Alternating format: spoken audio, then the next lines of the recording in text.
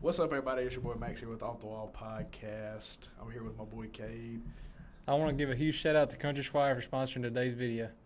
So, Cade, let's get right into the Miami versus Ole Miss game this past weekend. It's been sad for Ole Miss fan, man. I mean, that was a hard game to watch.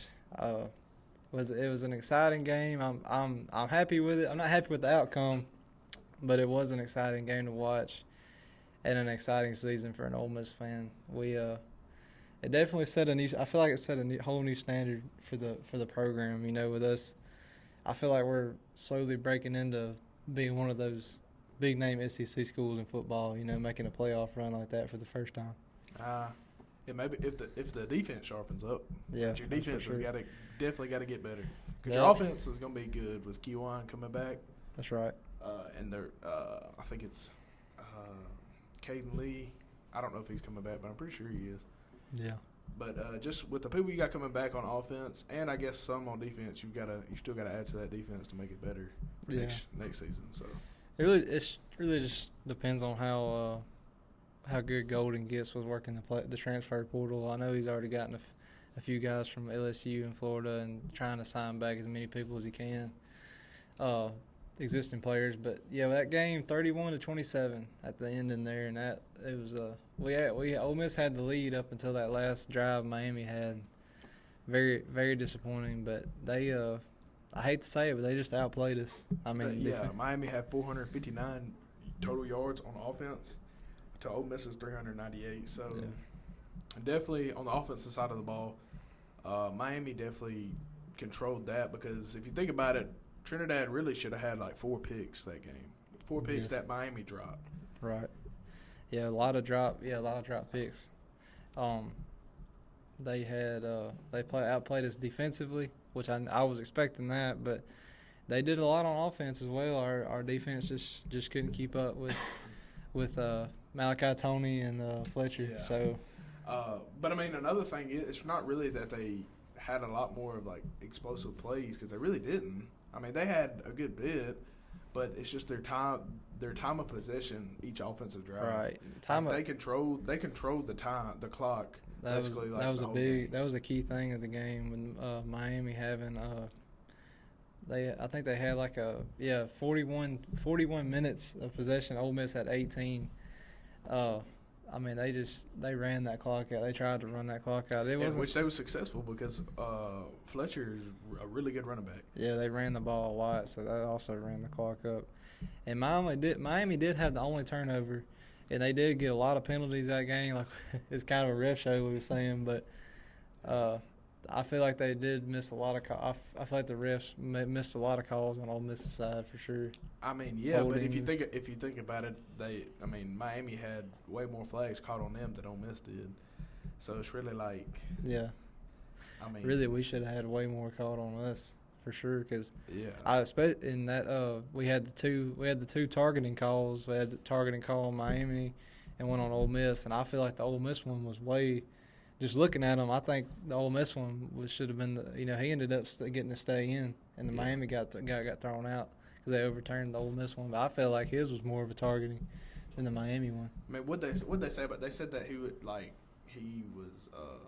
trying to make a play on the ball, is what they said. That's why he didn't get thrown out. It wasn't intentional. Yeah, but I mean, head to head, come on. I would have threw him out. I'd have left the Miami guy for sure. Ole Miss player, I would have threw him out for sure.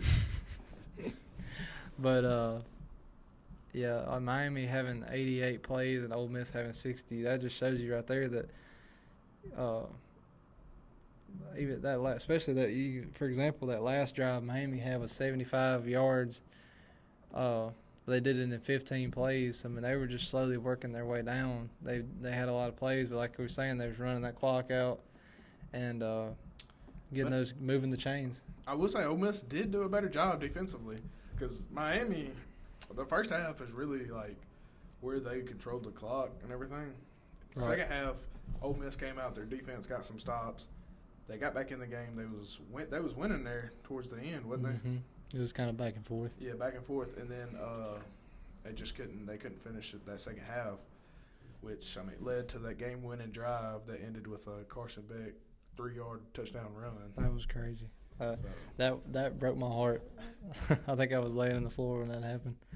But yeah, people talk. I've heard people talking about technically on paper, Ole Miss defense outplayed Miami, but paper really don't matter when it comes to who won the ball game. So I think Miami played a better game in my opinion. They wore us down.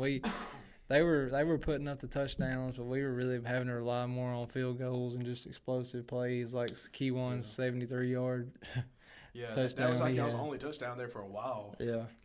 And y'all do have probably the best kicker in the nation. Yeah. I'm glad he signed back. Yeah, he'll be back next year. I think having Lacey out hurt us for sure, though. Most of the game. He had the hamstring injury. He had to come out for a couple drives. And he went back in, but I don't think they gave him the ball there for a little while. Yeah, even when they had him in, he was more just a decoy. Yeah, really. And, Trinidad wasn't connecting like he was in that Sugar Bowl. I mean, he had a 13 passing streak, completing his passes, and when he gets hot like that, you can't stop him. You can't stop that offense. We needed to outscore them. That was our only shot because their defense is insane. I think 10th in the nation, and ours is like 41st. Yeah. Mm-hmm. So we really just needed to outscore them, but it didn't happen. We had 18 seconds left after Carson Beck scored that last touchdown, and almost got you got close. Got in the red zone almost down there. And everybody can complain about the last play of the game and how it was a PI. Yeah. But if you go back and you really watch the whole play, both players were hand fighting each other on a last second. I wouldn't call it a Hail Mary because it was only about 35 yards. Mm-hmm. But it's the last second, kind of like a deep ball almost. Yeah. And two players hand fighting with each other, they're just not going to call that. Yeah. I wouldn't call it a PI. I feel like the ball was kind of not catchable. It was out of. I think he got like his left hand maybe on it. Yeah. It reached back. I think he may have touched it. Yeah. But it was a little overthrown. While they were running down towards the end zone, you could see the offensive player pushed the defender's head back, hands to the face, and the defender did grab the receiver as well. But right. With them going back and forth, they're just not going to call that. So right. Did you see when Carson Beck scored that last touchdown, the coach come up behind Mario Cristobal and started getting all over him, and he got pissed off and threw him off? I didn't see that. Yeah, he got real mad because in his mind he knew that the game wasn't over, and it wasn't over because we almost scored. It was right after Carson Beck's touchdown. We almost come back and scored if he'd caught that pass, but with that 18 seconds left, that guy come up behind him, hugging him and getting all over him like they just won the semifinals, but he threw him off of him and got real pissed off. It was pretty funny. But yeah, it was a tough loss you hate to see. I feel like a lot of people that weren't even Ole Miss fans were pulling for them, not even from Mississippi. No, I know you weren't. Yeah, I would say everybody. There was a lot of people that were pulling for them just because they were making history this season with their 13-2 record. 13, yeah, I think so. They only lost 2 games, 1 regular season game. Yeah. Went to the semifinals, the Fiesta Bowl. I feel like it definitely set a new standard for the program as far as what people expect out of the team. I feel like it's definitely going to boost ticket sales and all the things like that. And I think it's exciting to see Deuce Knight committing to Ole Miss. Ole Miss, bro. 5-star from Auburn. And rumors about DJ Lagway. I don't know if that's official yet. I know he was talking about visiting. With Deuce Knight coming, I don't think DJ Lagway will. I think DJ Lagway will end up at Baylor, if I had to guess. I think that's where – I know somebody said he verbally said that that's where he wanted to go. Yeah, so. He's from Texas, I'm pretty sure. Right. And it's kind of heartbreaking too hearing about Trinidad's waiver getting denied. I really wanted to see him back at quarterback. Nah, man, come on, man. Let's be for real. I heard it was because he had bronchitis one year, bro. I know little kids, bro, that play with bronchitis, bro. Yeah, it was. They, I don't think. I don't know. I think I would have denied it too, just because you have to file for that. If he would have filed for the medical waiver when it was going on, it would have been fine. But he decided to not file for it, even when he was at Fair State. and that's what created the whole problem. And I know they're going through a lawsuit, and I mean, who knows? They may overturn it. They may come back. He appealed it, and they're going to be spending a lot of time in court. But I don't think Deuce Knight wants to sit another year, though. No, I don't think he does. So I mean, I don't know. Who knows? I'd love to see Trinidad back, but I'd also love to see what Deuce Knight. Trinidad, bro, you're like 20, 25 years old. Get a job, bro. Get a job. Yeah, I feel like he's kind of leaning towards the NFL, focusing on the draft now. He wishes he was Kamario Taylor. Okay, moving on. Indiana and Oregon. What an embarrassment. Oh man, first play of the game. Play of the game for Indiana. Pick six. If you throw a pick six first play of the semifinal game in college football, that's just how you know you're not going to win the game, and that's how you know you just need to get on. You need to get on Indeed.com right now. Dante Moore, I'm talking to you, and you need to find a job. Indiana with Kurt Signetti. They're one of the best football teams we've had in a long time. Oh my gosh. Oregon's good, and it was a close game during the regular season, but golly, they just like rolled them. I mean, all right. So they got the pick six first play, and then Oregon went down and tied it up. But from then on out, it was like, oh my gosh. Yeah, they were just. It wasn't even an entertaining game unless you were an Indiana fan. I mean, just scoring. Like Gabe said in the last episode, I feel like this was their third bye week. Their second. This is like their second bye week. I mean, is he lying, bro? I mean, what was it last? No, week? it'd be third. Yeah, they had a bye week, and then they had Alabama bye week, and then they had Oregon. I mean, that's basically another bye week for them. 38-3 against Alabama, and then 56-22 against Oregon. Yeah. I'm sorry, Miami fans, but they're going to do the same thing to y'all. I mean, is the Natty going to be a blowout? I don't want it to be. I mean, I don't want it to be either. I want a good football game. You know, I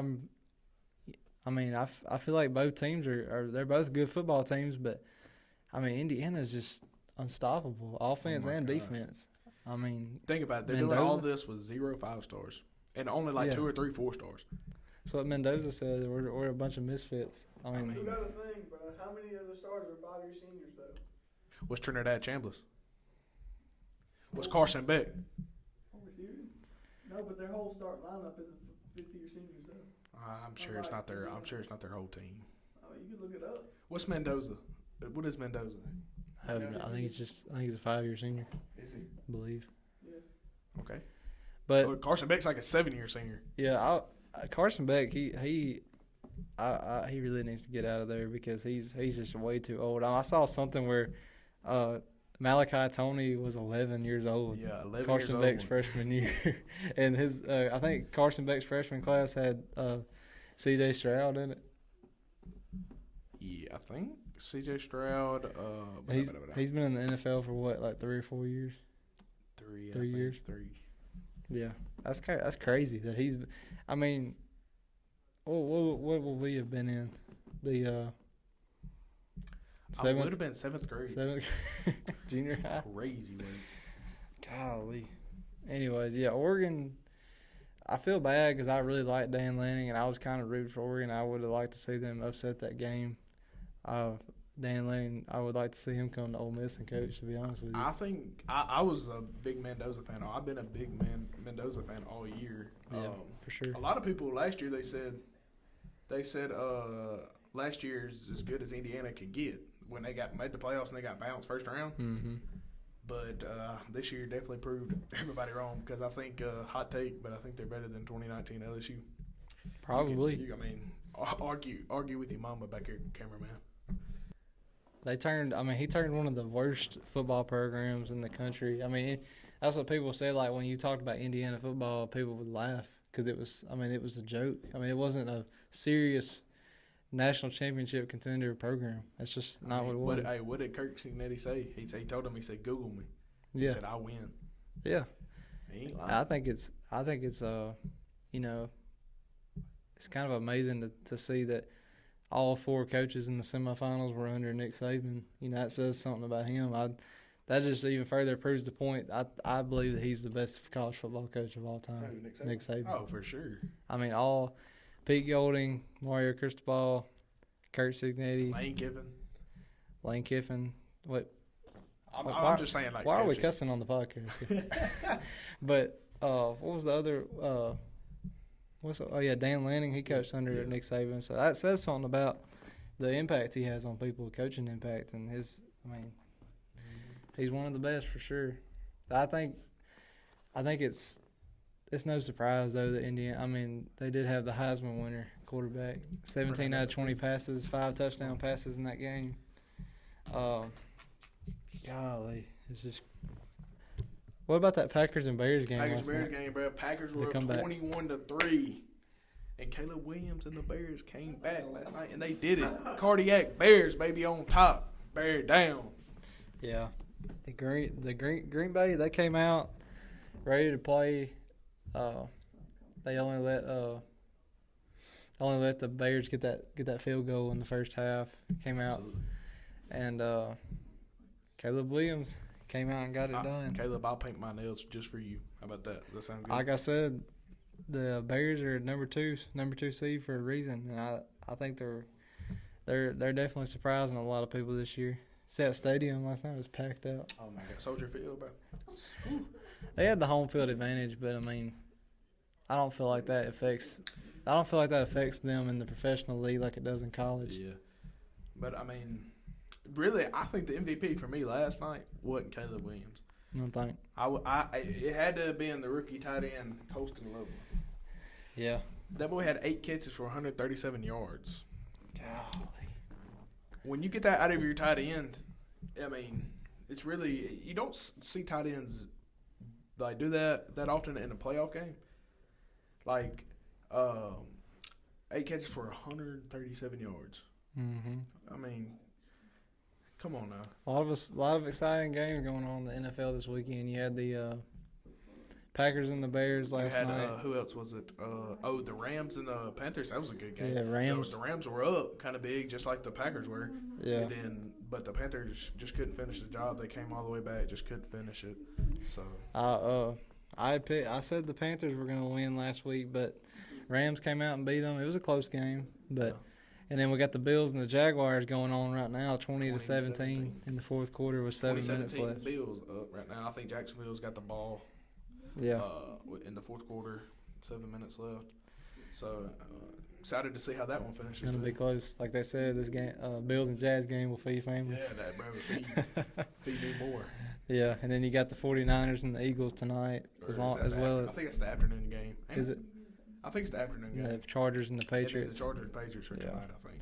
That's going to be a good one, And too. then you got the Texans and the Steelers tomorrow night. Friday night. I want to see the Texans win, but I want to see the Patriots win, too. You know, that's always been my team, the Patriots. Mm-hmm. Tom Brady, my favorite quarterback. So excited to see how that comes out. Last thing on football. Okay. Miami and Indiana. Final prediction. Indiana Indiana. 20. I'll say Indiana by 20. Because Miami, I think their defense is better than Oregon's and Alabama's. But Indiana's still Indiana, so come on. Got to go Indiana. This might be their 4th bye week. They might go through, hypothetically go through the whole playoff run, college football playoffs with 4 bye weeks. I mean, it just feels like, they hadn't had like a close battle game yet. You know, every game's been like a blowout. I think the regular season, I think they went to overtime with Oregon the first time. Yeah. But this time around, it was just. Yeah, for sure. Mississippi State baseballs. We haven't been able to talk about Mississippi State much in football this year. Can't say much about Mississippi State football. Can't really say much about them in basketball either because they're not that good. But baseball, man, let's talk about it. Preseason rank number 6. That's impressive. Got a few SEC teams in front of you. If this says anything about the SEC, there's like 4 teams in the SEC ranked ahead of them, and they're at number 6. Yeah. So there's 5 in the top 10, I think. Yeah. Which is crazy. The SEC is going to be loaded this year. Yeah, maybe another Omaha run. But Mississippi State, their headline player, of course, is returning starter Ace Reese. He's a preseason All-American. He's definitely going to be a key to the squad. I think he probably is my favorite to win SEC Player of the Year this year. But I mean, I'm just a State fan saying that, so I really don't know. But So how's the team split up? Like, as far as how many, like, do y'all got a good freshman, juniors, sophomore balance, or is it mostly seniors this year? A lot of returning seniors. I want to say Ace Reese is like a junior or senior, but he'll probably get drafted this year anyway, like top 10. Yeah. I know you got Noah Sullivan. I think he's like a 5th year senior. But Bryce Chance, he's a senior. Yeah. 22 pitchers. Oh, freshman pitcher coming in, by the way, Jack Bauer, lefty, the number 1 recruit in the previous class. Lefty, throwing 103, I think it is. Golly. Not consistently, but he's hit 103 from the left side. If he can get his control down, which might slow down his velo a little bit, but still throwing high 90s lefty as a freshman, he's definitely going to be an arm at the bullpen that the Bulldogs rely on a lot. So, Sure. I mean, you also got Thomas Valanciunas. I can't say his last name. And then you got Ryan McPherson as your other two, or your top 2 pitchers that will definitely be SEC weekend starters. Right. But Ryan McPherson, he played last season. I can't remember his exact stats, but I know it was for a freshman, because he was a freshman last year. For a freshman, he had pretty decent stats in the SEC. He was one of our main guys last year, or he was throughout the season, like as the season progressed. But you got him. We've got so many arms coming out the bullpen too, and I feel like Brian O'Connor, new head coach, is done a really good job at bringing hope back to Mississippi State baseball, because ever since we won it in 21, we really are. So we won it 21. We missed the playoffs in 22 and 23. We barely got into 24, and then last year was a decent season. We ended up getting bounced by Florida State in the Tallahassee Regional. But overall, last season I think was a good season. I mean, we had Ace Reese and Noah Sullivan, Hunter Hines. But yeah, I'm excited to see what Brian O'Connor does. He's a national title caliber coach. Oh, sure. Yeah, he's got a national title. A lot of people say he's past his prime, but I just think that Virginia, as a baseball program, really didn't give him the tools that he needed. Which, I mean, Virginia's a decent baseball program, because they made it to Omaha a good bit of times, but I just think that Mississippi State is one of the premier baseball programs in all of college baseball. So yeah, and it also, I mean, Mississippi, Ole Miss and Mississippi State winning these national titles in the recent past few years says a lot about Mississippi baseball. But you got 10 players on Mississippi State right now that are from Mississippi, so homegrown talent. I mean, Mississippi. I mean, they produce some really good baseball players. Sure. Connor Griffin, not this past draft, but the one before, I think, or no. Yeah, I think so. I'm almost positive. Yeah. Yeah, but he got drafted. He was a first-round draft pick out of Jackson Prep here in Mississippi. Yeah. I think he's like one of the top prospects for the Pirates right now, if I'm not mistaken. So, I mean, that's just one of many, many talents that Mississippi. What would be like? What's like a fair expectation for this season? I mean, like a regional Omaha bust first year with O'Connor. What are you thinking? Hosting a game. I don't want to get ahead of myself. Hosting a game to start full. I don't want to get ahead of myself. Right now, I'll say regional host. But throughout the season, that may change. Right.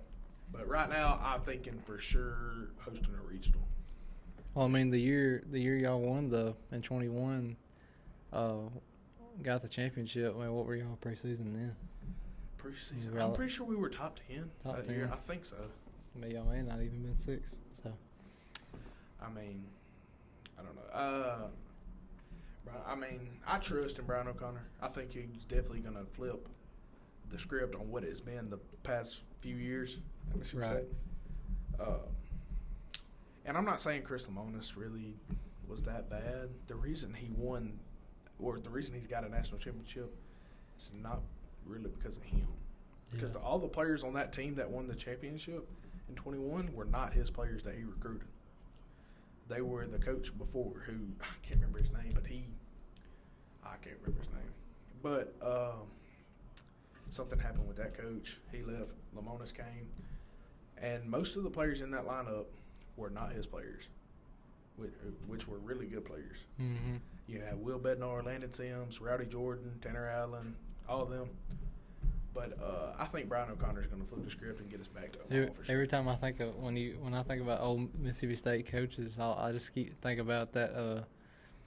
Was it 2 or 3 years ago when Zach Arnett, when he said the F word on the Arizona State game, or was it the Arizona State? Arizona. Yeah, Arizona. When he I think y'all were playing at Arizona, I believe. Oh, it was at home. At home. I know what you're talking about. Yeah. And he said the F word on the camera, and he goes, "Oh, my bad." Yeah.